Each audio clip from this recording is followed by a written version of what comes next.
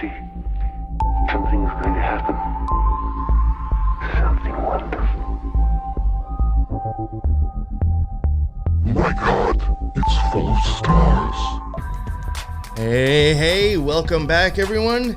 Thank you for tuning into the NY Patriot Show. If this is your first time coming across the show, hit that like, subscribe, and share button. I'm sure if you like this, you will like plenty of the other stuff that I have put out and all the other guests, the amazing guests I have had on. Today, this is special for me when I get to have somebody that is a listener and does have a show.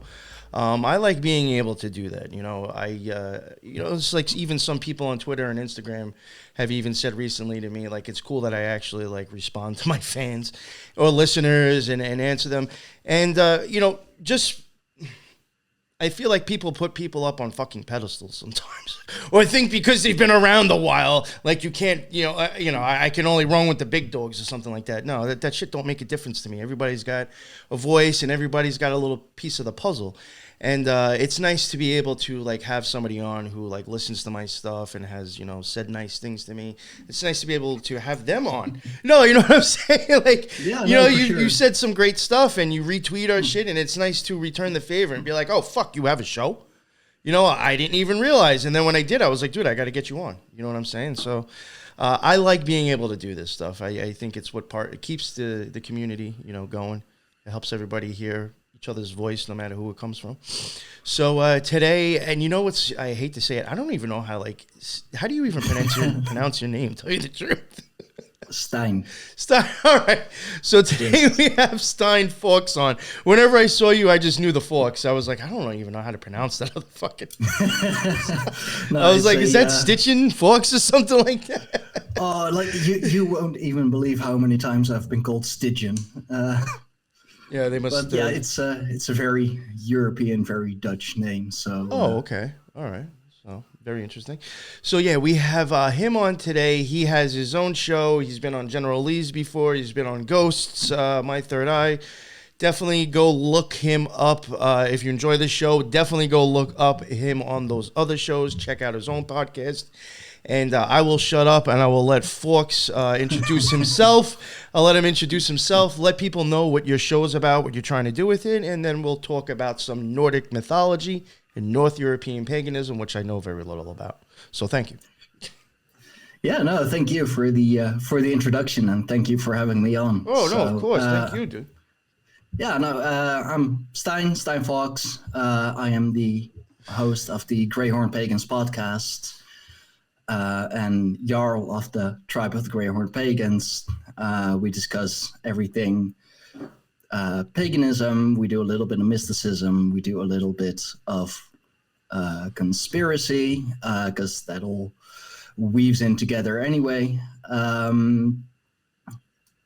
We are found on, you can find the tribe on Telegram. That is t.me//Greyhorn Pagans. Nice. And you can find the podcast on, just all about major every podcasting platforms. Yeah. And I upload the video versions on my personal YouTube channel and on Odyssey. Now, is all that inside your link tree? Should be. All right. I got your link tree in there already for people that are watching the live or whatever, catching the video after the fact. His link tree's in there already, so all those notes are in there. So definitely go check it out. Awesome. Yes. I even had to make a new link tree because the old one got blocked for some reason. I have heard of people who might have had problems with like putting out stuff on like COVID or 5G or just whatever, stuff that people are getting censored for. Their link trees get canceled too. I've heard that from a few people now. Yeah, no, I didn't even get a reason. It was just, because of reasons we're not going to tell you, we have blocked your link tree. And it's like, well, oh, thanks. I was getting good views. I was getting good click-throughs on that. So that was kind of a bummer. But yeah, made a new one because I was like, I'm not gonna go down this way. It's funny. I didn't realize until like 2 weeks ago that Linktree will actually tell you how many times stuff has been clicked too. Yeah, yeah. Because Helen made mine, so I had no idea. And one day I was changing something. I was like, oh, wow, this thing even tells you how many clicks you get on your links. I was like, that's kind of fucking cool for free. I thought. Yeah, no, Linktree is it's a very good service. It's just too bad they block you and just don't tell you why. Oh, I mean, hey, that's kind of the funny. That's kind of like how YouTube does it. You can have, I don't know if people understand how it works. On YouTube, if you get 3 strikes within 90 days, you're done. I could get 2 strikes, and then after 4 months, one of them's going to come off, and then then they'll probably hit you with another one anyway. But like normally on the 3rd strike from my other 3 prior experiences with YouTube, 4th time's the charm. They never even tell you what the 3rd one's for. They just tell you you got another strike and you're done. And you can't even. So then, like, I can't even fucking appeal it. Not that I'm gonna win an appeal anyway, but like then I can't even appeal it or even know why. It's like, what the? I just have to guess. It's like, well, the last video I dropped, if I have to go by, maybe that was what did it, and have to try to figure out what the fuck that was about. But yeah, man. But they'll go like months, years back in your stuff and just find like 10 seconds that they don't agree with and just block you for that. Instagram's been still to this day is taking shit down off of my account that is prior to the election. That's how old it is. That they're still hitting me for shit that fucking old. Telling like today, when I woke up today and opened up Instagram, it gave me a notice that it took something down. I think it was like a fucking Hunter Biden pic. Or like, some stupid shit that was like before the election, when everybody was like releasing this shit about him. So it was back from that. I was like, yo, you really just fucking like, you went that far. Like, it wasn't a problem for the last 2 years, but now today it is. Yeah, no, like if they want to cancel you, they'll find something. And that's one of the reasons why I'm not on the major platforms. I mean, I'm on Twitter because like everybody's on Twitter, and if I want to grow my platform, grow my podcast, I kind of have to. I tried it with just the alternative social media platforms, but I'm just not getting the reach that I want to. So. No. I had to do the same thing. I mean, when I originally came out, I think I kind of focused a little bit more on Cloud Hub and Gab. And then, like, I just was like, I don't even think half the people here are real. And like, every group, it's like the only way you're gonna get anything noticed is if I'm, talking about Trump or QAnon. Like, literally, that's the only shit that will fly on those platforms. And then I was like, well, unfortunately, everybody's on Twitter and Instagram still. So I try to use them the best to my ability. Same with BitChute. Like I'm getting good views on BitChute. Like I'm getting like triple digits easy, but it doesn't, like, first of all, it doesn't even show you like if someone liked or left a comment. That's sometimes half the time it doesn't even notify you. Just check out my BitChute again. And it's like, oh hey, I got comments. Yeah, they tell you like 2 weeks later that someone commented on your video. Oh, if at all. And then it's fucked up. It's like, unless the people who are listening actually like have their own shit, they have no idea it's like that, and they probably just think like, oh, this cocksucker doesn't care. Like, they're just ignoring me. Like, you know what I'm saying? Like, well, I'm not getting a notification. Sorry. Yeah, like triple digit views, but like from who, and like, is there any interaction after that? Like, no. So. Yeah, I'm Dutch. That's probably why. So let everybody know what your show's about, what made you start it, and stuff like that too, if you don't mind. No, of course. No.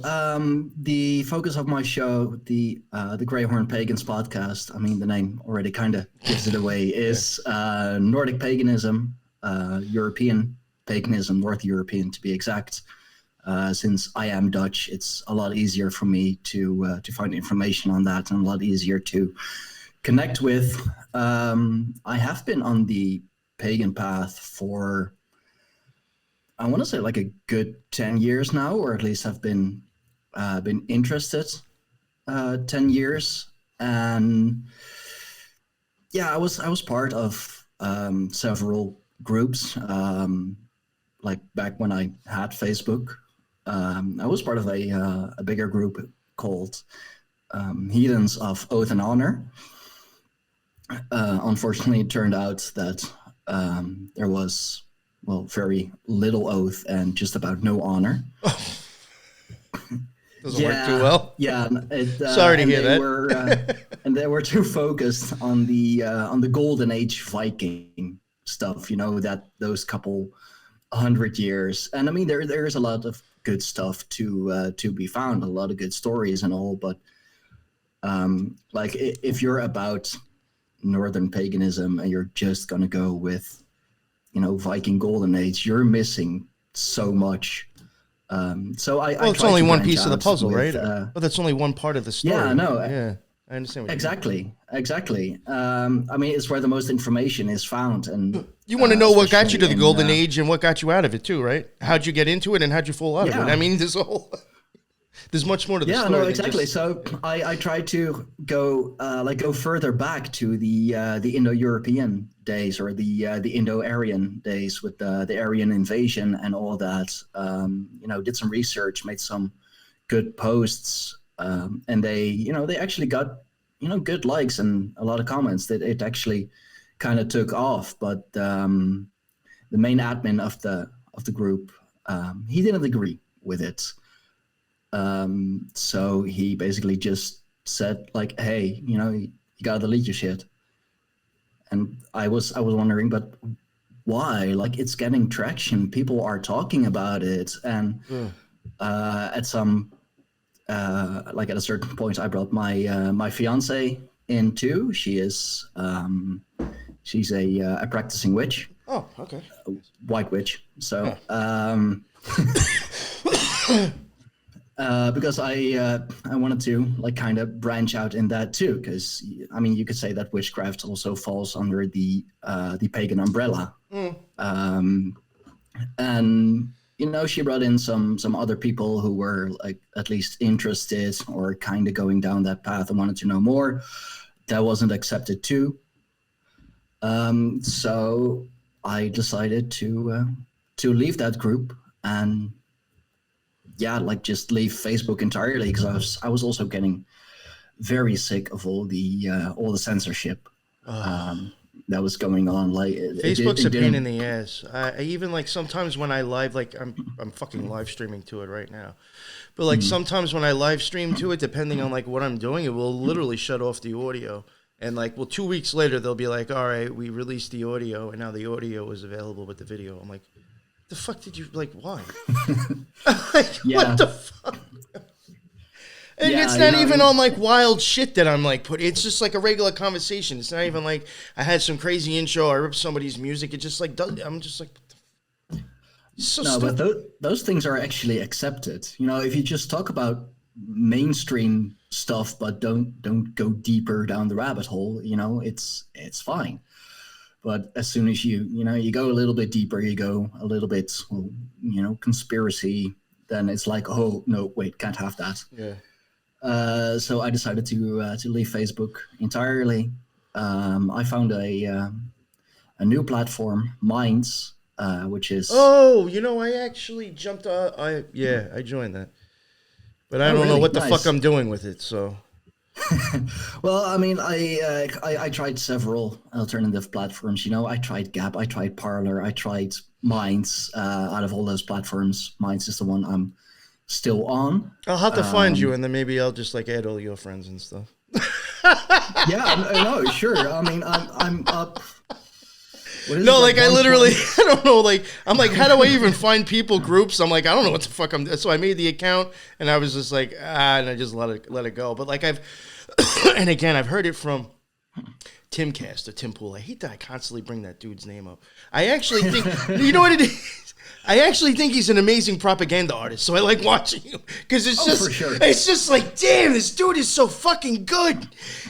I'm just like mesmerized by how fucking amazing he is. His neurologistic programming, it's off the hook. This guy is amazing, you know. And he's on Minds, and I was like, fuck it, I can't stand Tim Pool, but let me go check it out still. And like I'm a magician, and I'm like letting this happen, you know what I'm saying? So I still joined it, but it looks like it has potential still. You know what I'm saying? Yeah. Like it doesn't look that bad. I just don't know how to use it. Well, it's not that hard. I mean, it's Yeah. basic social media. It's just they have a token system which is linked to Ethereum or built on Ethereum. So the Minds token is practically worthless at the moment. But you can like the main thing you can use it for is to boost your posts. You know, get it. Gotcha. I mean, it's kind of cheating, but paid views. Yeah, so no, to no. speak. I mean, Instagram and Twitter fucking let you do that, right? On anyway, I know Instagram does. I mean, Yeah, I but haven't, but like that's- you could do a post and be like, "You want to boost?" you know? Yeah, but that's fiat currency. You're Yeah, still yeah. paying, and with mines, like you can earn tokens by just using the platform, interacting with people, posting stuff. Yeah, I think they sent me an email recently telling me they sent me 3 tokens or something. I was like, "Oh, okay." I don't even.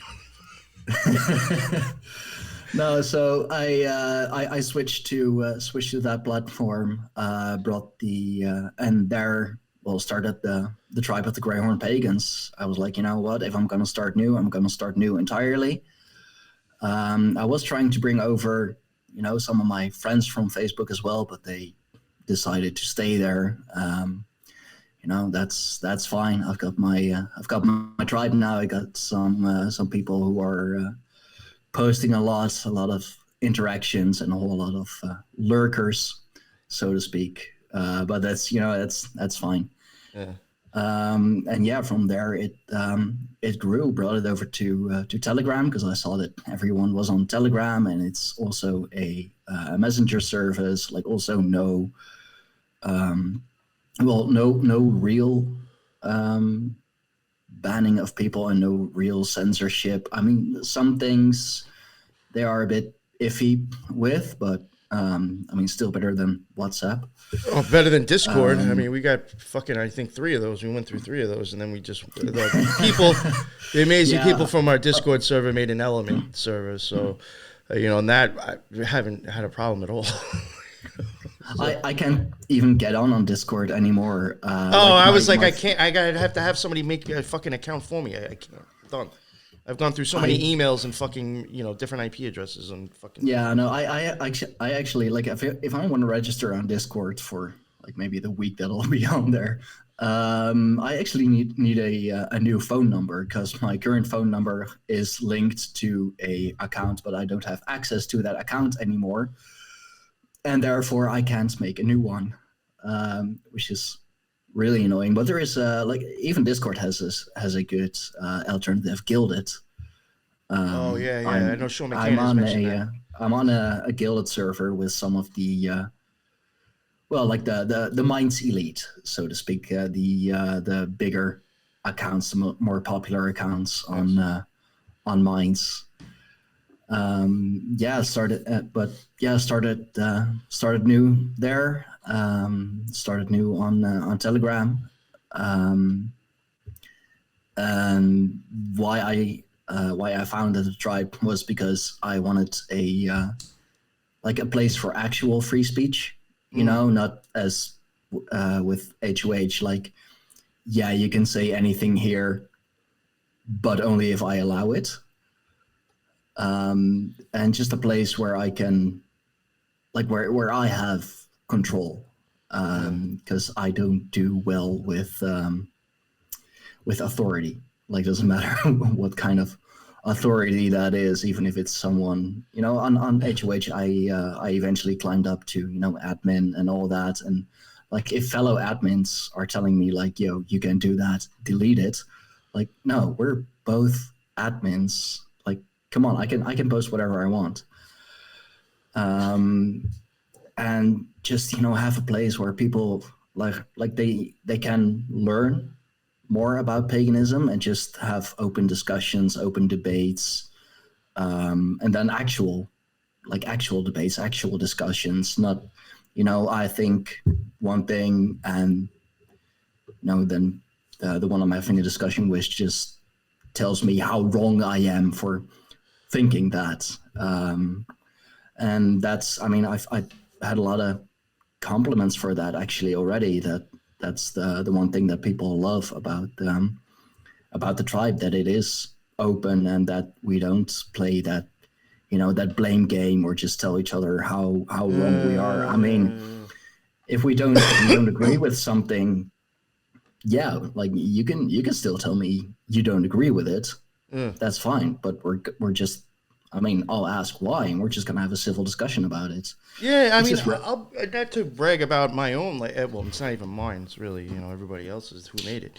It's all the people there too. But like in the Element server that we have, I mean, you got all sorts of different types of people in there that are into different types of stuff, and it's just like everybody gets along, and it's kind of just like, when you start to become kind of like a grown up, and like you were saying, when you're just kind of like looking for information, and you're not looking to tell everybody else what to think, people can kind of just drop their opinions or information that they have, and other people will just go through it and pull from it what rings with them. Not like, you're fucking wrong on this post. No, well, no, that doesn't matter. You know what I'm saying? Like, there isn't arguing. There isn't people, like, telling other people what to do. There's, it's not crazy censorship. And it works out amazing. It's wild to see how, like, people that for a fact have completely different views on things, on certain areas that some people are very fanatic about, are still getting along and talking to. And still exchanging information. And that's all that fucking matters. In my opinion. Like in the tribe, we definitely welcome those people too. If you have different beliefs, or even if you like follow the same pagan path, but you. Well, I'm saying, like, I mean, some people, some vegans may be very against people who eat meat. I'm saying, like, we have a mixture, like, and they don't argue and nothing. You know what I'm saying? Like, or even like people who hate any form of fucking government or cops. We do have people involved in law enforcement in there. They get along. So it's actually pretty fucking wild. That's what I'm saying. Like, people are there just to, like, find information and help, each other see. It's amazing how, and it sounds like you got the same thing going. And it's nice to have, like, a little place like that, I think, I mean, it's kind of weird that now it's considered special when, like, even just, I don't know, 10, 20 years ago, that was the norm. When I said law enforcement before, I didn't mean like FBI or fucking CIA, like anything like that. Just like a regular fucking dude sitting home with his wife and kid, like working in as a copper and just something like that. Yeah, because I just want to make that real, because that could have scared people and be like, "What? You got the feds in there?" I mean, with the things you talk about, and like. You don't know if you have FBI or CIA. Might be a glowy. I mean, it's happened. I mean, I know for a fact it happened to the lodge that I used to go to in the OTO. Years after the fact, they do admit that at one point they even realized that supposedly a Fed was in there. So it happens. I mean, it fucking happens. Especially when you can go find these things online. I mean, they have their own websites. They're not hiding. So, I mean, shit's going to happen. Or can. Yeah. But with the tribe, we, and like, it's not just like pagans or heathens, witches who are welcome. Like, just, even if you're, not a believer, you're more than welcome. If you're just interested, just, join, and we'll teach you. We'll help you find information. Like, just yesterday, one of our members found out that he has Dutch heritage. He wanted to know more about about Northern Dutch paganism, which is not that far off from just your basic Germanic or Nordic paganism. So I found a couple texts in Dutch, of course, and I told him, just give me some time and I'll try and translate them for you. So we help each other, and like we even have some Hindus and some people who follow more of a Buddhist path in the tribe, but it's interesting because that's more of the that's how it developed in the East. You could say that European paganism and Hinduism, Buddhism, it comes from from Indo-European, from Indo-Aryan. It just kind of split, and in Europe it developed in what we know as Germanic Germanic paganism, Greco-Roman, and then in the East it kind of became Hinduism, Buddhism. So there's a lot of overlap. I mean, it's still different, of course, because we're talking, Asia and Asia Minor. In Europe, it's still, very, very different. I mean, even the Arabic countries at a certain point were pagan. I've done some research on that as well for the blog that we have with the Greyhorn Pagans as well. I should really start writing on that again. But I have done some creation myth stories, and because I just find it very interesting how the different belief systems in the world think that world come into being. And even with, Turkic or Arabic or European, you'll find a lot of things that, like, if not the same, sound very much alike, or have things that you see come back in all the stories. Like in so many stories, water and fire in some way are involved. It's a story of fire and ice. Yeah. Yeah, no, like literally in the Norse creation myth, Nordic creation myth, as I should say, like it is literally fire and ice that came together. It creates steam and air, and that rises. Yeah, yeah, no, exactly. And I mean, in Nordic paganism, it's it's the two realms, the realm of eternal fire, the realm of eternal ice, that came together in the void, Ginnungagap, and that like eventually created created the world, created what we know now. Although the planet is then created out of a frost giant, the very first frost giant, Ymir. And there are some like interesting things as well. And the most interesting thing that I have found and that I still sometimes wonder about is that they say that Odin, Vili, and Ve, the three brothers, Odin eventually became the head of the Aesir tribe, the warrior tribe. They created the heavens from Ymir, his skull, from his dome. So you could say that in Nordic mythology, they kind of speak of a domed earth. And I thought it was very interesting because you see that in so many things. It's one of the most popular things that flat earthers talk about, besides just the earth being flat and all, that it's covered by a dome. And then I would say that's probably like half and half. Most half the people that believe in flat earth also entertain the dome. So I mean, it is a... Yeah, but I believe that's more the religious side of flat Earth, because they always bring up certain Bible texts, I believe. But and that's why I thought it was so interesting that even in Nordic mythology, the story is that they created the heavens, at least from the skull of Ymir, the very first frost giant. So like it makes me think that maybe there is something to it. Like I don't know what, and I'm not going to say that it is so or it is not, but just it makes you think. And that's another reason why I just love paganism and Northern European paganism, besides it's just being the religion of my forefathers, even though a lot of my family has been raised Roman Catholic. It's still like it always had a grip on me. I was always interested in history. I always liked. Well, that's like what I was saying to stories. Prior to I think I said it prior to the show. I'm a little stoned now, so I don't exactly remember if I said it at the beginning of the show. But I was very much into like Egyptian mythology because I felt like something tied to it. So that's why I was like, I know of like names and half-assed stories probably, but I don't know really shit about Nordic mythology. You know what I'm saying? So I totally get what you're saying.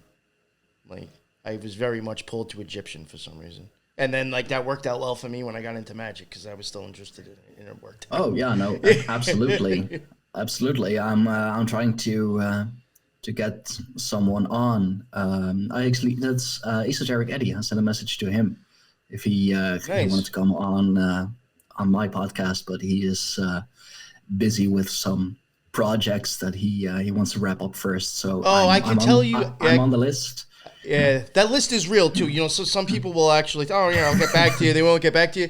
Anytime I've ever had him on, I've had to probably wait about a month.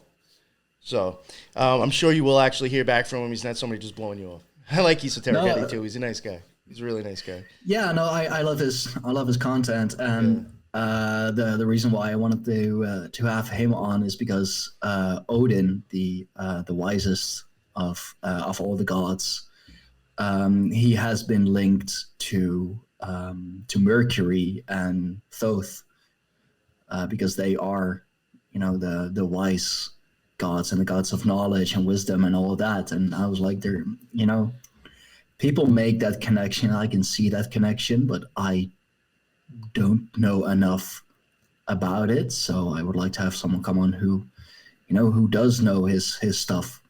Well, about that. Unfortunately, the most the most shit I probably know about Odin is from watching Gods of America. But so I'm sure my idea of Odin isn't too spot on. But then again, I don't know. On TV, sometimes they do put out shit that's pretty close to the person's character. But to me, I always thought of Odin as kind of being a little bit higher than where Thoth or Mercury would be on the you know, in the Kabbalah at least. Like I thought him as kind of like maybe like an arc above, like that type. I don't know how to explain it, but like maybe like more up there on the tree where Thor would be around Chesed. I think like he'd be up like around there, or maybe a little bit higher, you know. Well, Odin is he is the All Father, although that is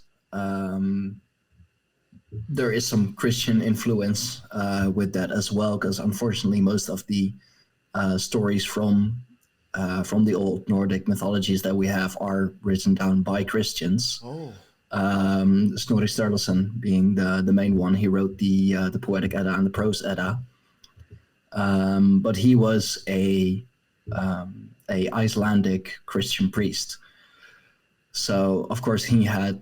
I mean, all of us pagans are still thankful that, you know, he wrote those stories down, because I do believe that if it wasn't for him, we wouldn't have the stories. We wouldn't have the books that we have now, because like in history or in like ancient mythology, the stories were passed down orally. You know, you were told the myths, you were told the stories, you were told of the gods, and that went down to the generations. So as soon as, like for example, in Ireland, as soon as the Romans took over, and you know, they started writing down a whole lot of it, because the Romans were ever curious, and it's thanks to the Romans that we now know a lot about the Tuatha De Danann, for example, the main tribe, the main god tribe of Ireland, of Scotland, of Celtic mythology. And so for Germany, for example, for the Germanic countries, we have Tacitus to thank too, a very well-known Roman general. He wrote down like so much about the Germanic people, the Germanic tribes, and he actually was in awe of them. Like, even though they were vastly different than Romans, he still respected them for what they did and for how they fought. So like, still thankful to the people in history who actually wrote it down. But you know, it's still like a history written by the victors, so to speak. So, you know, take it with a grain of salt. But yeah, Odin, the All Father, the furious one, the god of the hangman. He is still a very powerful god. Would you consider him like what I was also thinking of a sense, I guess like a way to explain how I kind of took Odin as, would you think of like Pan Because Pan can be associated with like a god here and then a god above all as well. Like Crowley looked at him that way, kind of like being the All Father and like the god of this realm in the same sense, like a reflection, but a lower arc. Now, I don't know if that sounds like it makes sense, but Yeah, in a way, because Odin, he does walk among us. He does walk here on Midgard, the realm of humans. But as a the Grey Wanderer, he is also called. So he does walk among people and tells the stories and spreads his wisdom. So yeah, but like a true god of the people would be Thor, Donar. what do you think about how Odin was played in Thor's Love and Thunder? Did you see that? No, not yet. It was Russell Crowe played Odin, like a fat overweight drunk dude. Refuse to watch the Marvel movies, especially I get when that.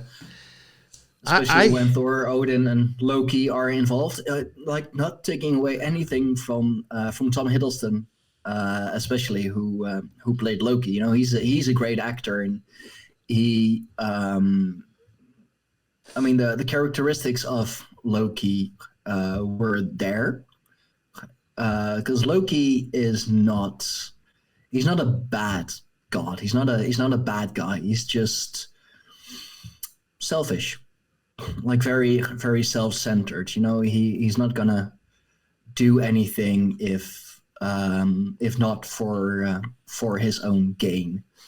And you'll see that come back in a lot of the stories. One of my favorite one actually being about the wall of Asgard, or that the gods wanted to have built around Asgard. I was going to bring up Asgard. I'm glad you even the gods wanted to have a wall built. Maybe that's what they called. Maybe that's why Trump was the Orange Man too. Yeah, and the only reason I'm saying that is because I'm thinking shit in my head, and people are like, "Where the fuck did that come from?" I'm thinking because like Loki and Thoth would both be on like Hode on the Tree of Life, because of their trickster-like things as well. Yeah. And there you go again, someone who was an orange man that wanted to build the wall. Hode is the orange sphere on the Tree of Life. It just sounds very coincidental. Oh, that sounds like it could make sense. Yeah, that's just good. Plus, I'm smoking, so who knows?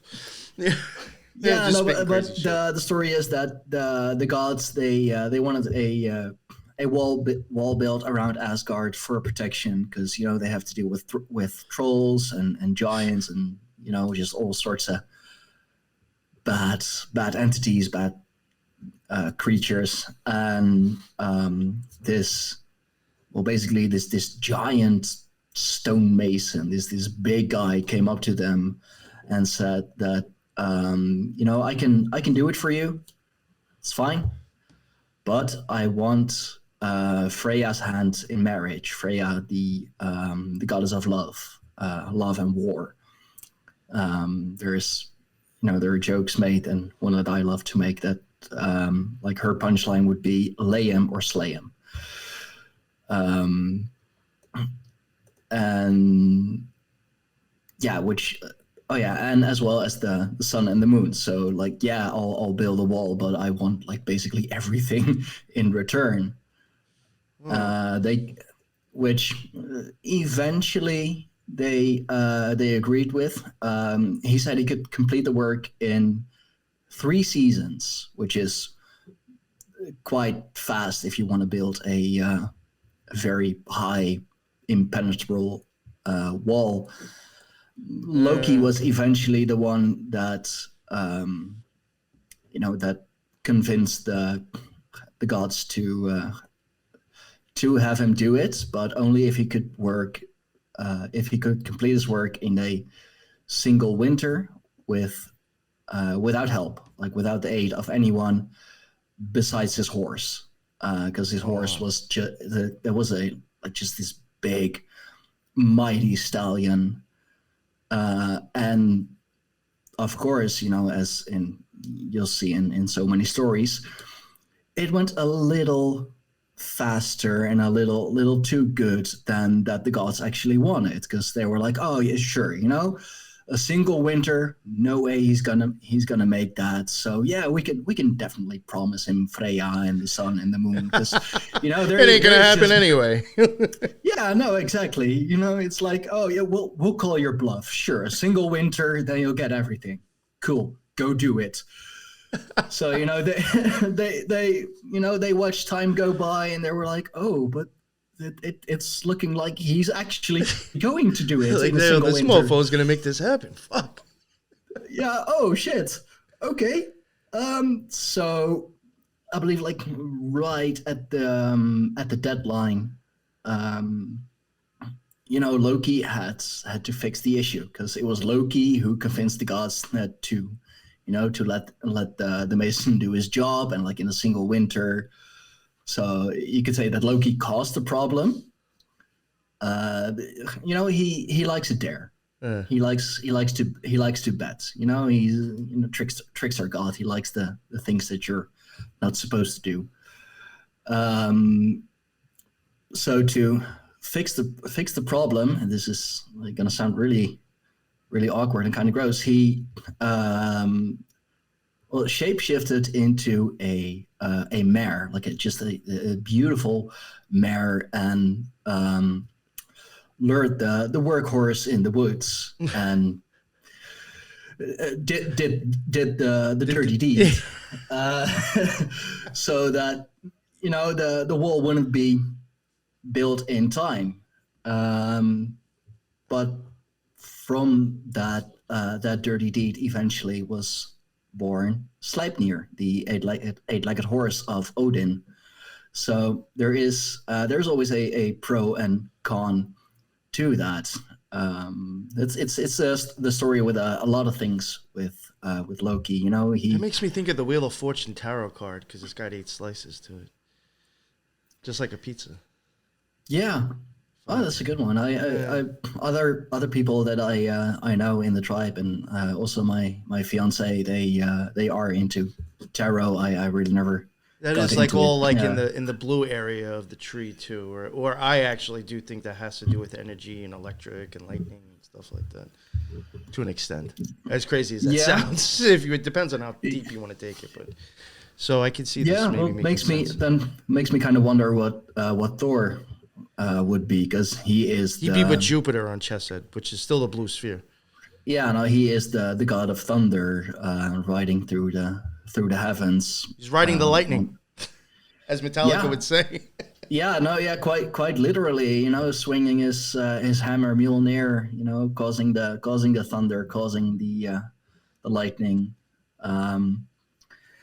But yeah, I don't like how Loki is portrayed in popular media. He's kind of portrayed as a this devil figure. I believe, like even in the Marvel series and the Marvel movies, his helm like has horns and all.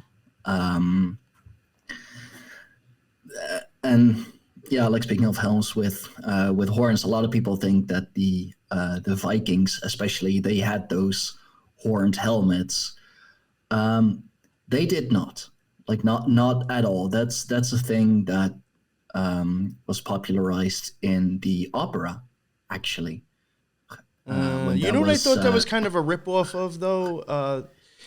I mean, kind of, it almost reminds me a little bit like Thoth again. And I said how those two could be put together on the same sphere. Thoth has that, the moon, on his head, but it's still, it could still be, reshown, just we'll throw horns on somebody now. I could be wrong, but I do think they can be associated with each other. Maybe that was like a Thoth influence they threw on him. Who knows? Yeah, maybe. Or, since... Oh, you'll hear that from so many Christians. Like, don't get me wrong, there are good ones out there too. It's just they're few and far between.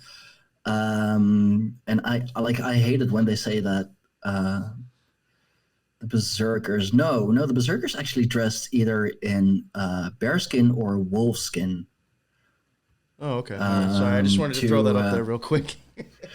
Yeah, no, it's a good question, but horned helmets, especially in battle, they're not practical, and it's a dead giveaway too.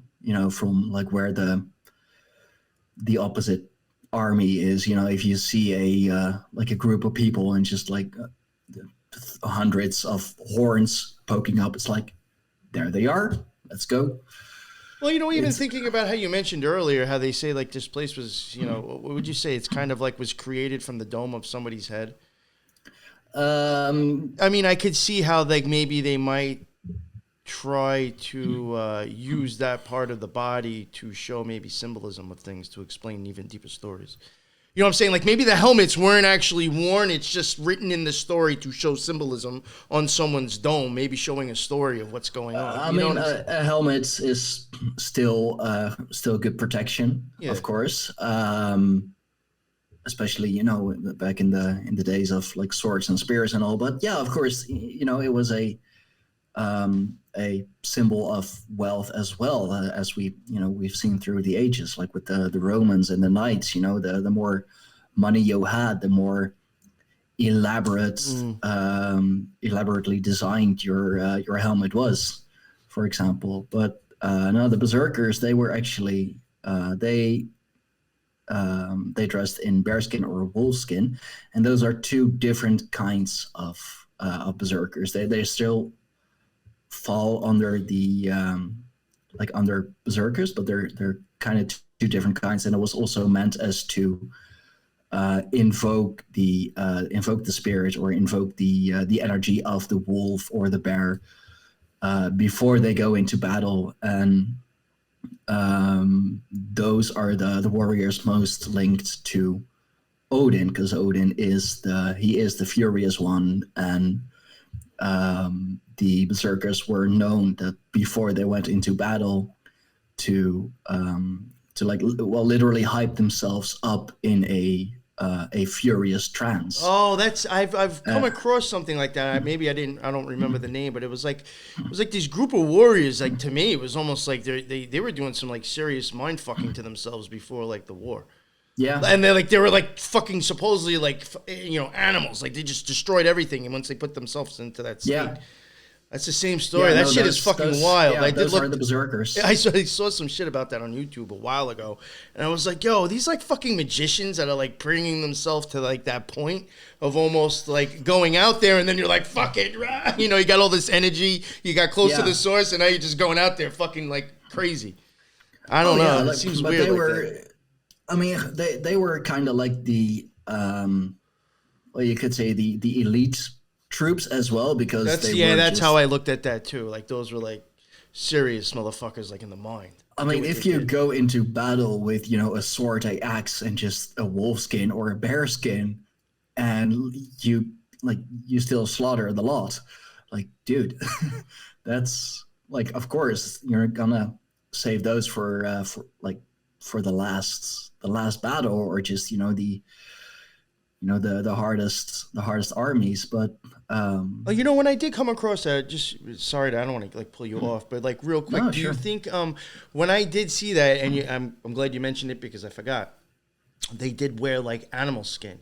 At the time, I think when I did come across this, I might have actually been doing the Skinwalker series, and it made me think of the Nimrod and the Skinwalker too. And I was like, I wonder if there's any correlation to this as well. Do you have any opinion on that? Have you ever wondered, like, or thought that too? No, that hasn't I just wondering. hasn't come to me. But I can see why you would think that, because it is a very very strong and kind of dark energy as well. Because Odin is his magic is left-hand path magic. Like he doesn't really care about what he has to do or who he has to go through. Everything's just numbers and logic. You know what I'm saying? It's like, well, you do this, you get that, you do that, you get this, and that's all that it is. Yeah, and the end justifies the means. Yes, exactly. Yes. Yeah. So like you could be you could end up like a good example of that is George Soros. You know what I'm saying? So, but that could be an extreme. You know what I'm saying? Like they're Yeah. really bad, yeah. But it doesn't necessarily mean you have to go that way. I understand what you're getting at. No, but yeah, no, because actually, Oh, Odin, that's if George Soros even exists, by the way. So. Oh, that's going down a whole different rabbit hole. No, but Odin, his magic, like, yeah, it is left hand path magic, but it is as I've seen it explained recently, and I like that one. It is finding illumination by going through the dark. Yeah, I think a lot of people do. I unfortunately think that the only way you're going to have a magical experience is that you do have to go up or have to deal with the left pillar anyway, which is the black pillar. Like, you have to, in my opinion, you're actually in the darkness going through it to get to the light. You have to actually go through the darkness to find the light going up. But coming down, unfortunately, you can then enforce it, in my opinion. But to break out of the system, you have to go through that part. So it will be represented in ways that actually isn't meant to be bad. That's my opinion. Yeah. No, absolutely. I've had personal experience with that as well. Like a couple of years ago with my my ex-girlfriend, my baby mama. I've got 2 kids with her, unfortunately. I mean, I do love my kids. It's just I wish they were with a different mother. But she, well, I always describe her as this energy vampire, you know, and she always, like, she had a talent to push me and push me and push me till I, like, snapped, and then points her finger at me and is like, see, you know, you're crazy, you're dangerous, you're this, you're that. So I went through a very dark time in my relationship with her, and but that is when I had the most spiritual developments.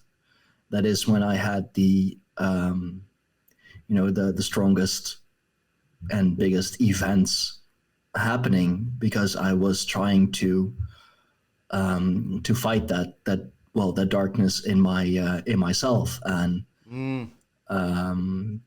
I mean, that's another reason why my tribe is called Grey Horn Pagans, because I always considered myself to be more of a like walking the middle path, walking the gray path. Like, I can, like, kind of function / survive in darkness, but I don't consider myself fully light as well.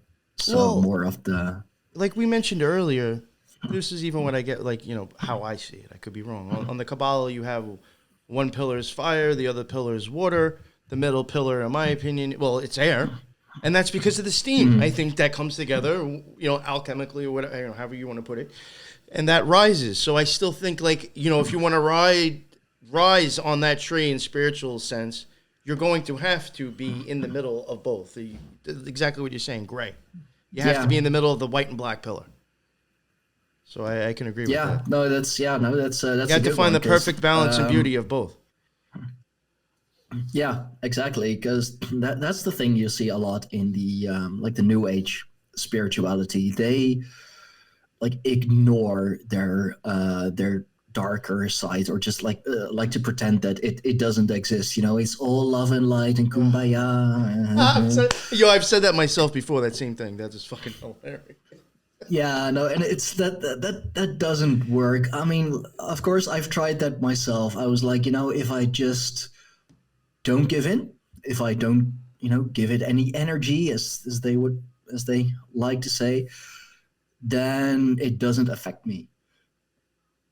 Yeah, it does, because, like, you can suppress it all you want. Eventually, when it finds its way back, you start becoming delusional to reality and who you even are. I hate to say it. Yeah, unfortunately, you can go too far. With me, unfortunately, like, the only way I'm going to, like, find peace within myself is to go through my dark side and explore my light side and all of that. So when I suppress that, you know, that more negative energy, that more dark energy, like, I can keep a lid on it, but eventually that's gonna blow off and everything's gonna come to the surface and just, you know, bring me right back down to where I started. And that's, it's been a journey. It's been a couple of hard lessons that I had to learn. Luckily, my fiance, with whom I'm with now, she is the complete opposite of my baby mama. That's good. Although they do like kind of look alike in some aspects. So we jokingly call my baby mama her evil twin. But she is, my fiance is really light. She has a very strong light in her, but because of that, doesn't really know how to deal with darkness, how to deal with more negative energies, and that's where I'm helping her. So like I'm helping her explore more of her dark side, and she's helping me strengthen my light side.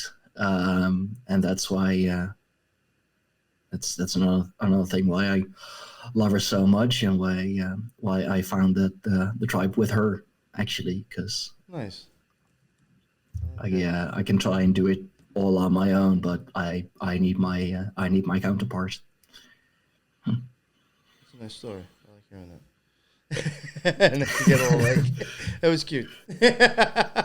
Yeah, no, I mean, I always gonna mention her. Like she means a lot to me and has done a lot. We've been through a lot as well. So Good, and you're both grown together. That's awesome. Good for you. yeah, That's whatever, that's like what everybody's looking for too. So that's a nice thing. yeah. It's been a struggle. It's been it's been years, but yeah, and we found each other in a dating group on Facebook even. There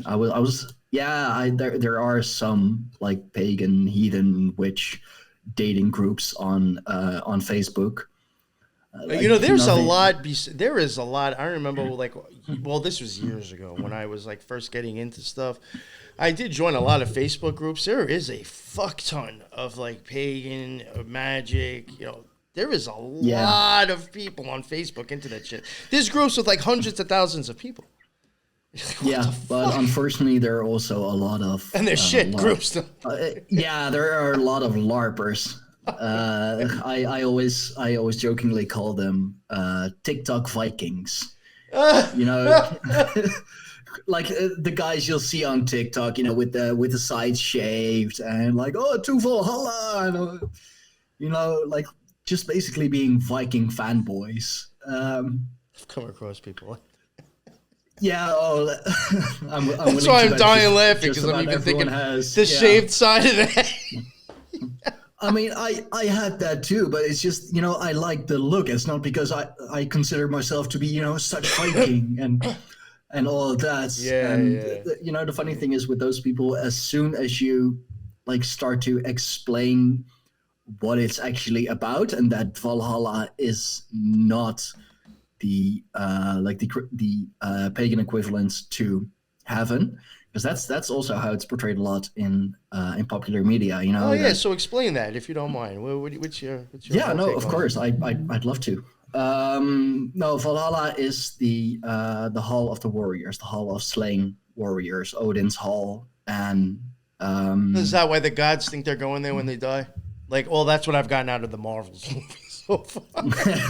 No, I mean it is already the hall of Odin, so it is already in the realm of the gods. But like the one thing you have to do basically if you want to go to Valhalla is die on the battlefield. You have to be a soldier, you have to be a warrior, and we're talking physical combat, because I have asked that question and I have wondered myself that you can go through like a big mental battle as well, like a big spiritual battle. Would that also mean that you go to Valhalla and all that? And it's like, no, that's not how that works, because they are the warriors, they are the ones who who go out and fight during Ragnarok, during the end of the world. It's basically the end of the cycle in Nordic mythology. And like I've seen stories which is like very, very touching and heartwarming about, a 10-year-old kid who has fought such hard battles in his life, sitting next to Odin in Valhalla, and is like, well, no disrespect. And like I said, it's definitely, plucking on my heartstrings. It tells a good story, right? Yeah, for sure. But like a 10-year-old just, drinking, eating, training, fighting, and then going to battle during Ragnarok, like it doesn't matter if it's in this life or the afterlife.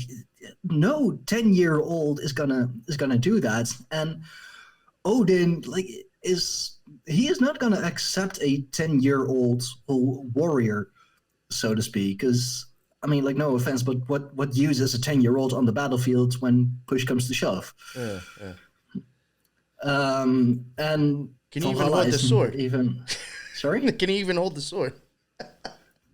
You You know what I'm saying? What are you using, a toothpick?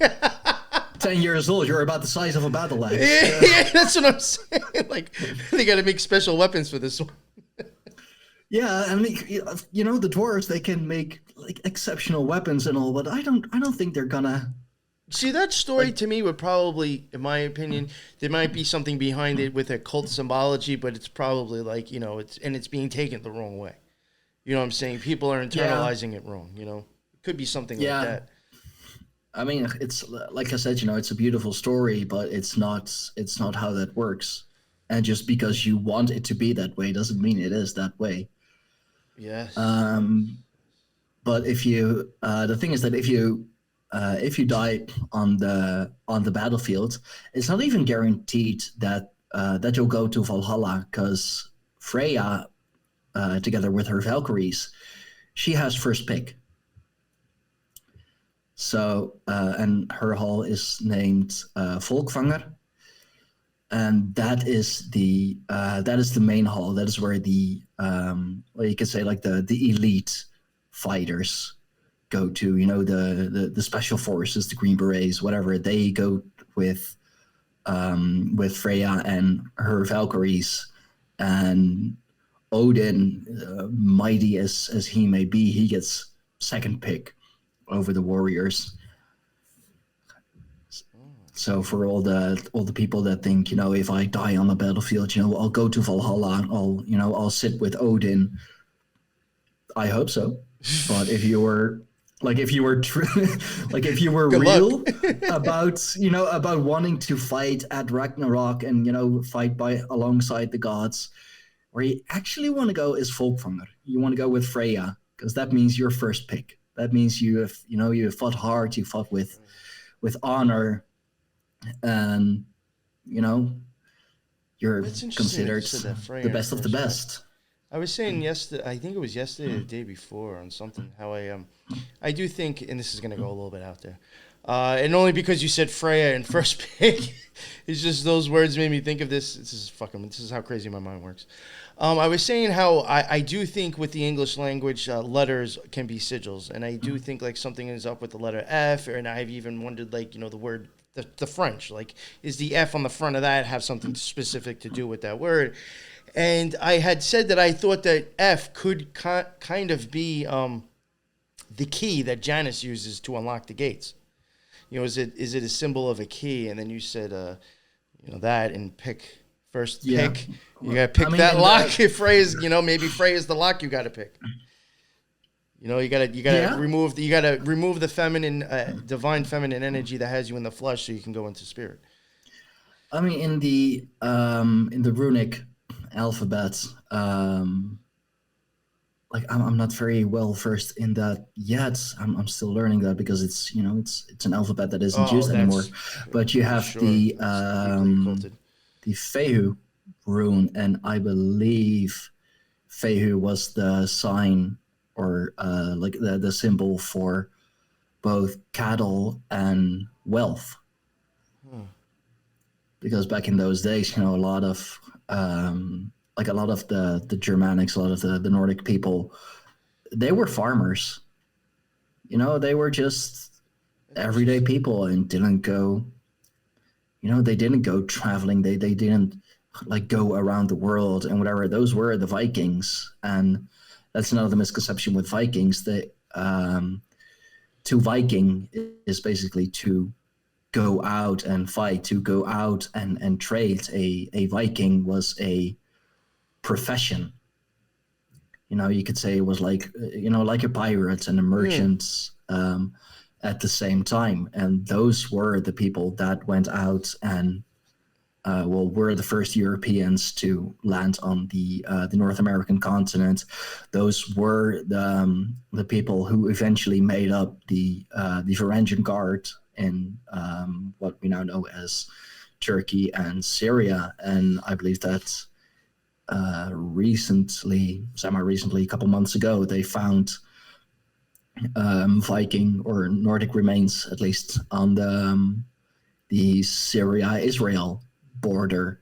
So those guys, they went all over the world, quite literally. And like, of course, Hollywood made it into, they just go raiding and plundering and, raping, pillaging, whatever. Yeah, they did that too, of course. But if you go raiding and you burn down a village after you're done, then next raiding season, like, where are you gonna go to? If scorched earth is your tactic with every raid, you're not gonna have much left by the time you're done. No, I never thought of that. No, exactly. And that's, yeah, cool. Like, it looks cool on screen. It looks cool in the movies. It looks cool on TV. Just a couple badass Vikings in, basically biker gear. You'll see that a lot too. I don't know why. Just a lot of black and brown leather, because it's Northern Europe and it's always gray and dark. And yeah, it is. But that's more in the winter. Like, people back then, they still loved to wear color. Everybody likes color. Everybody likes those bright colors. And yeah, some colors were more expensive than others. Red, the red dye, for example, was a really expensive color. Well, we were talking about that yesterday, actually, about the purple dye, how some of them are taken from like some kind of shells or whatever and add other shit to it. And it was like, definitely it was royalty to be able to buy that shit. You had to have money. Yeah, red, purple, those were the and still are the royal colors. But that was like, at least back in those days, because it was so hard to get the pigment for it, because it was from, I believe red comes from certain bugs, like the shells of certain bugs, and then purple, like, it's those colors were a lot harder to obtain. To obtain, indeed. But they still wore a lot of bright colors. They still wore a lot of green, for example, because that's easy to come by if you're surrounded by woodlands and all.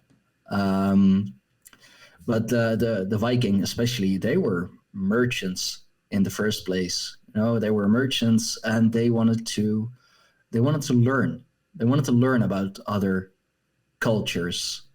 They weren't the brutes that pop culture makes them out to be. Yeah, of course, if you didn't do what they wanted, then yeah, you're gonna get punished. But that wasn't their like, it's not they arrive somewhere and they loot whatever they can loot. They they grab all the pretty ladies and be like, you're coming with us, and then like ransack and burn the place. No, it's like, okay, we're here. If they heard about us, they know that, yes, we are badass warriors, so they're going to want to keep us happy. They're going to want to keep us happy, because we can burn, rape, and pillage if we want to, and get away with it because we're just that much stronger. So it's like, okay, if you want to, make it to the next season, if you want your children to see your children grow up and all that, just give us like this amount of gold and other valuables, give us some of your women, and we'll go back, and no harm, no foul. But of course, you have people who think they are, they're brave and can stand up to the Vikings, stand up to the Germanics. Let me tell you, you can't. You can you can try, but you can't. And yeah, then a fight breaks out, and then it's, you know, like how Odin is, the end justifies the means. Like, we're gonna have to defeat you. We're gonna have to fight you. You're looking for a fight, then fine. It's a fight you have found. I love it. I have a real quick question. I want to add. Someone just asked, would Saxons be considered same as Norse or Vikings, or is that more from England? Do you have an answer for that? Anglo-Saxons were a Germanic people. They did come over from the European mainland, and but over time became the Anglo-Saxons. But they were a Germanic people, but now are considered different. Okay. All right. Thank you very much. It's yeah, and of course now it's a good question, because there are a lot of similar customs, and the Anglo-Saxon runes and the Germanic runes are very much similar. Although the runic alphabet is a alphabet used pretty much throughout Europe, Sicily and Malta. Yeah. That's interesting. Basically, if both come from the Look at that! Hey, That one question. Josh, look at that spiraled into. Child of Ash. That's my boy Josh. Oh, he's nice. He's from the tribe. Nice. Oh, awesome. Okay, that's what's up. Yeah. What's up, Child of Ash?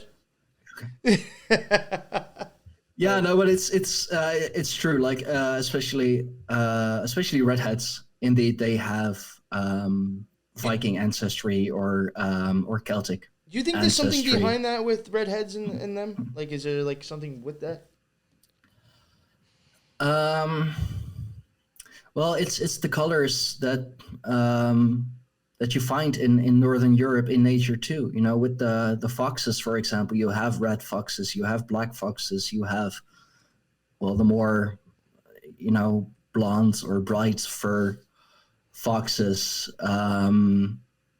So it's European, it's Northern European, it's nature. And I know that, for example, in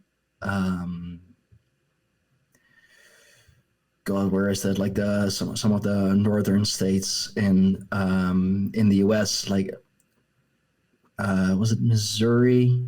I don't know for sure, but like 90 to 95% of the people there have Viking heritage, and they are pretty much all these, well, big blonde or big redhead people.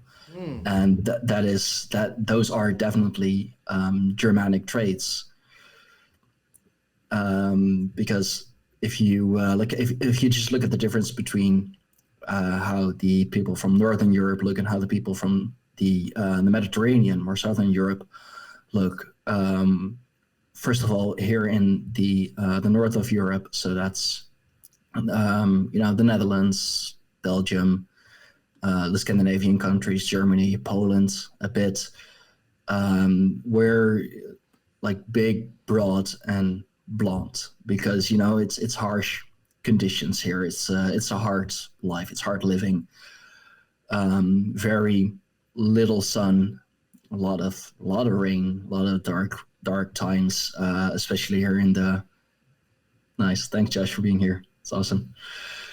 But like especially in the winter times, you know, when I came on here, as I said, like it was 5 o'clock in the afternoon. Well, it's now, well, just before 6:30, and it's pretty much dark here already. What's the like? What's the? You have more like the? I guess the ratio of like from dark, you know, dark to light. You have is it like? Is it different like in that area than it? Yeah, because we are like especially the Netherlands and Scandinavia, we are closer to the North Pole, so it gets darker quicker here and stays darker for I find that very interesting. for longer. Yeah, it can be like total darkness at like 5 in the afternoon, and then at if you have to get up for work early, for example, let's say I don't know 7 a.m. it's still pitch black. So if you're on your way to work, you actually see the sun rising. Oh wow, yeah. I'm trying to think. Even here, I mean, from wherever I've lived, I think by 7, like the sun's already up at that point. Damn, it's that. It's that pitch black. That's wild. That is the case here in the summertime. Then it can be like 11 p.m. in the evening, and the sun is still up. So it really depends if it's like autumn and winter or spring and summer. Because in the spring and the summer, the days are much longer and the nights are shorter. While in autumn and winter, it's the exact opposite. And I believe that is because we are in the northern hemisphere, and like even with Scandinavia, like a big part of the most northern parts of Scandinavia are technically within the pole circle. So there are even like months out of the year there that the sun just doesn't set. Like it's daylight for like weeks straight. That's wild. Yeah, Arnold even said, I know he's Swedish. I don't know if that means he's actually in Sweden, but he was saying in the chat before, I think he said by 1500 hours, which I guess would be 3 p.m., he said it was already getting dark there. Yeah. It's fucking wild. That's Northern Europe, indeed.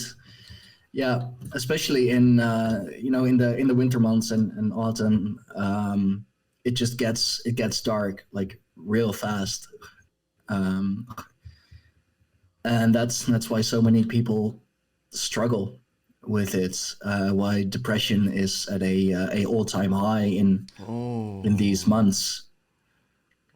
Because you basically live, well, most of the day you're it's dark. You go to bed, it's dark. You wake up, it's dark. You go to work, and let's say you have like a regular 9-to-5 job, so you don't really see any light. You don't really see any sunshine. You're not really outside, and therefore like a very big shortage of vitamin D, which comes from the solar rays, of course. So yeah, that's really a thing here. It's a really good point. And that's that's why I said that. That's another reason why the Germanics and the Nordics, why they are such tough people, or why we have become such tough people, because it is harsh living here. It is cold a lot, and we don't we have fertile ground. Like, of course we have fertile ground. I mean, especially here in the Netherlands, like most of our country borders at sea. So there is enough fertile ground, but just not enough sunshine for for the more nutritious crops, and that's the difference with Southern Europe, for example. If you take Spain, Italy, Greece, Turkey, even, because at least half of Turkey is considered Europe. There's a lot more sunshine there. The weather is a lot nicer. Sun stays up for longer, and especially in the summer months. I mean, they do that in Mexico now too, but that's because the Spanish conquistadors and such. At I don't know, let's say between midday and 2 p.m. when the sun is at its highest, it just gets, especially in the summer times, it gets incredibly hot there, especially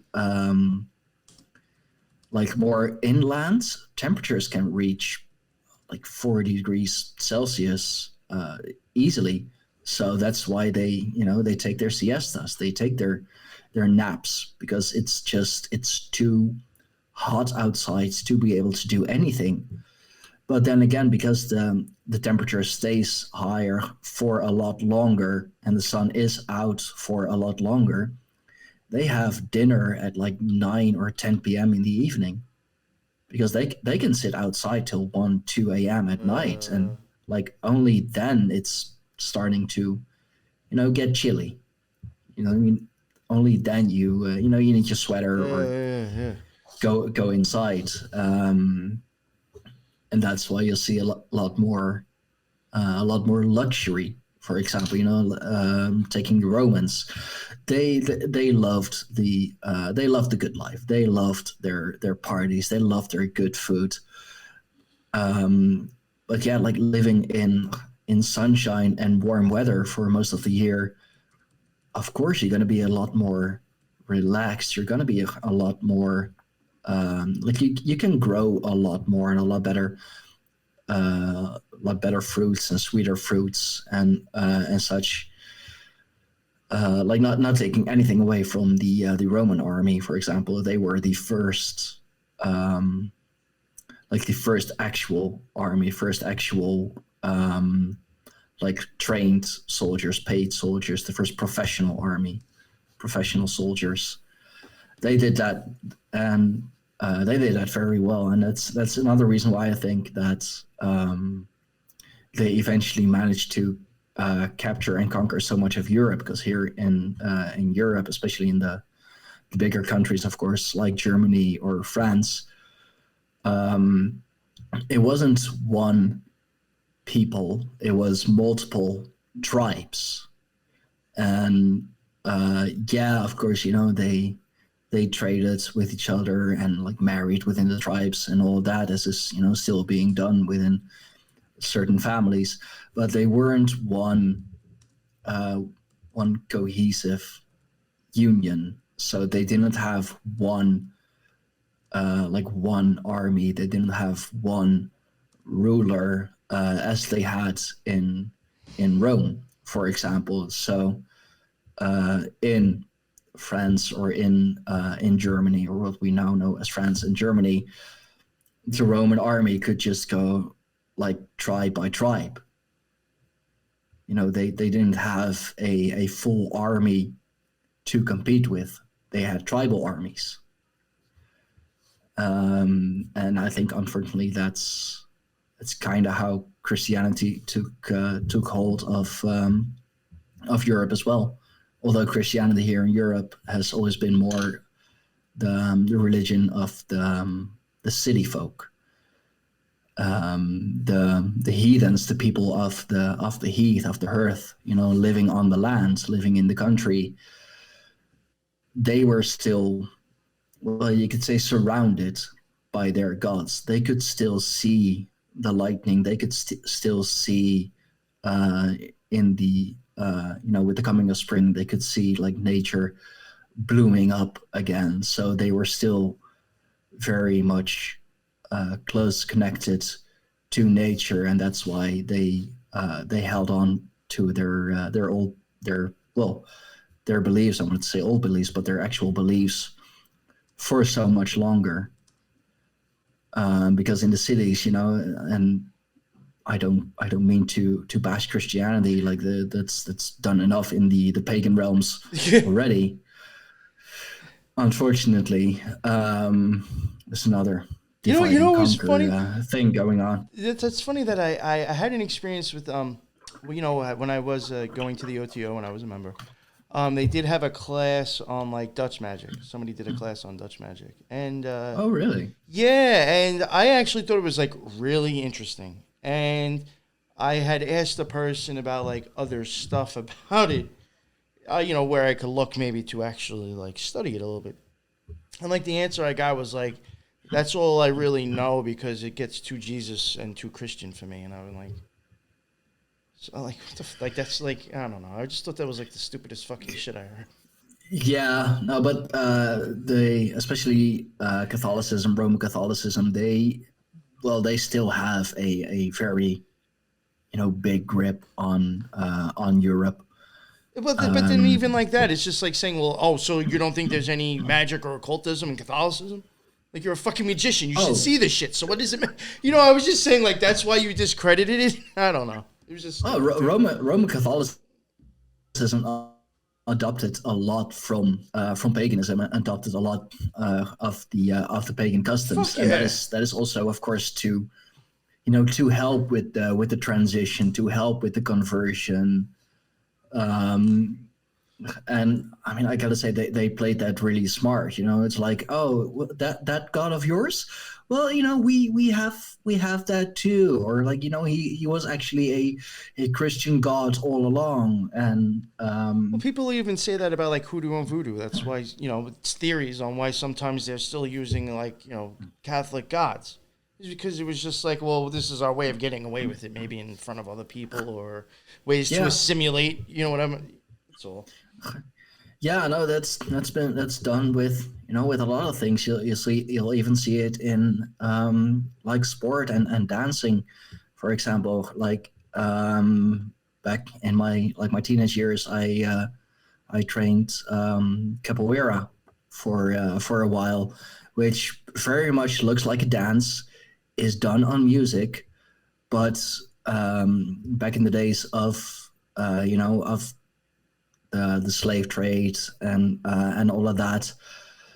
That is how they how they trained, how they learned to fight, and they did it in a circle so that the plantation owner didn't see it, and they did it on music, so it looks like they were dancing and not training, even though they were. So it's another way of hiding in plain sight, and.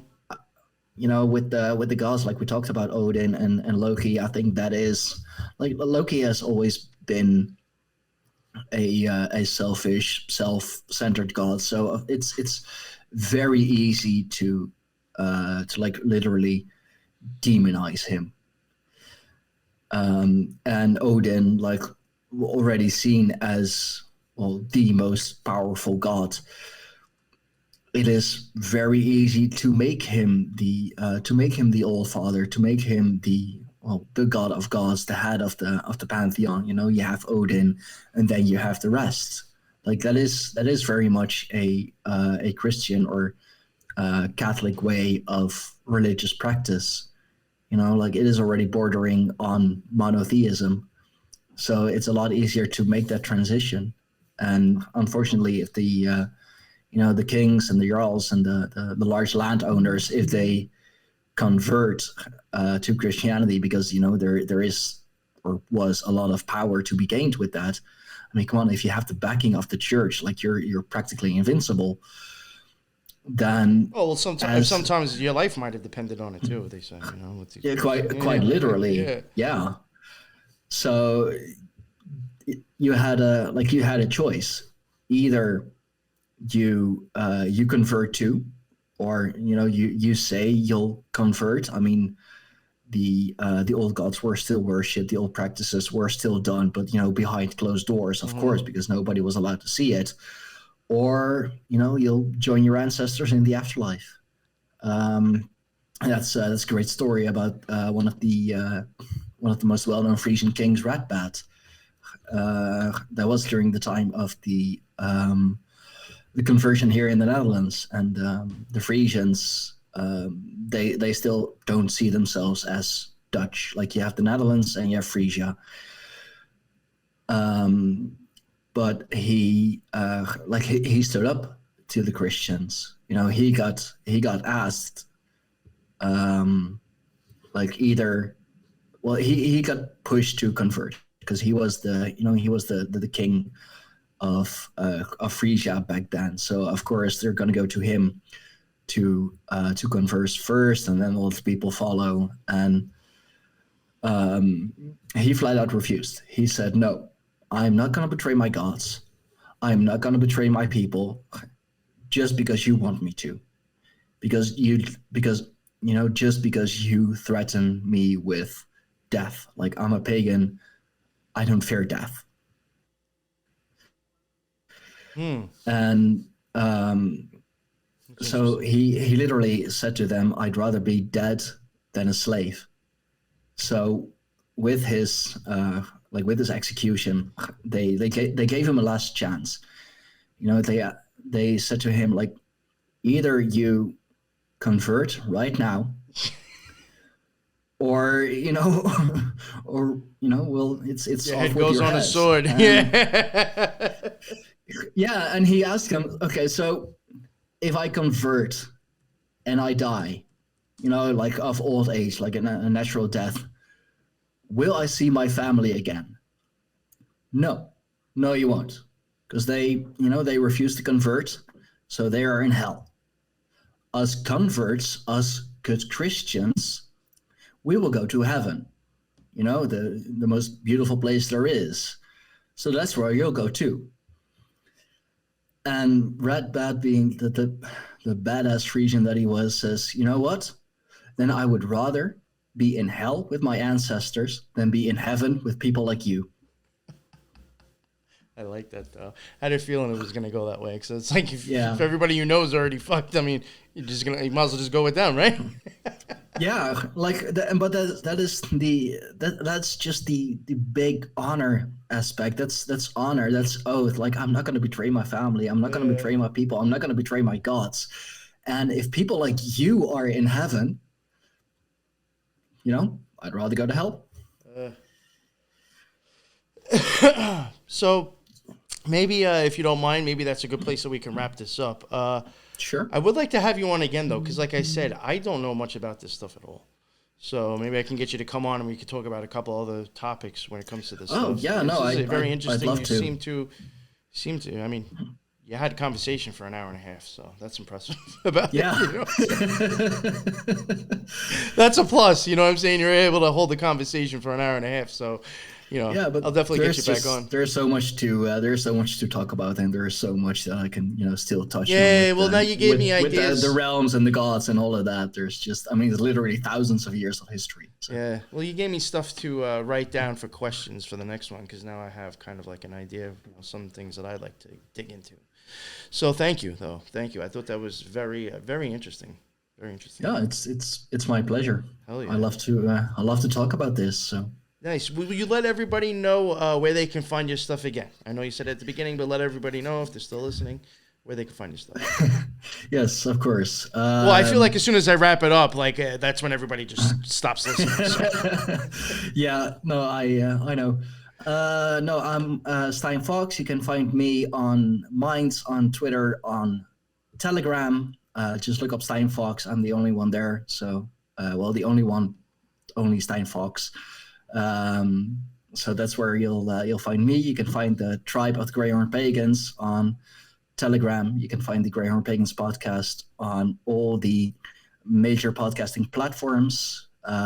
We have done a big series about Ragnarok and the end of the world in the end times, which I'm very proud of. I have multiple podcasts still coming up.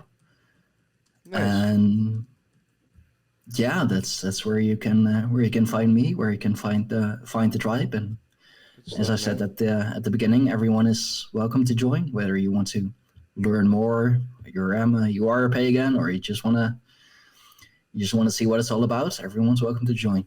That's what's up, man. Thank you very much. That's nice. Yeah, and I have his link in the bottom as well, so definitely go check out his stuff. I will definitely have him on again, probably try to work something out in a few weeks after Thanksgiving for us over here. Thank you, man. Like I said, it was very interesting. I don't know much about this stuff. The people in the chat even saying, I'd definitely like to hear you again. So, and you brought one of your boys with you, and I thought that was awesome. He's dropping shit in the chat too, and I'm like, fuck, I gotta put this on the screen. Yeah. Child of Ash is always there. Like, it That's doesn't matter awesome. what stream. Like, if it's live, he's there. So. Yes, and when you were mentioning before about being on Twitter, if you follow us on Twitter, you just look at our account. He's probably retweeted or commented. You know what I'm saying? Like, I always see this guy too.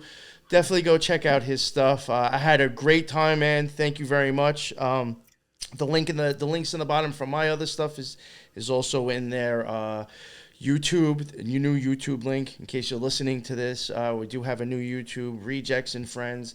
Definitely check out our Element server. Check out his thing that he was talking about. And yeah, until the next one, everybody be well.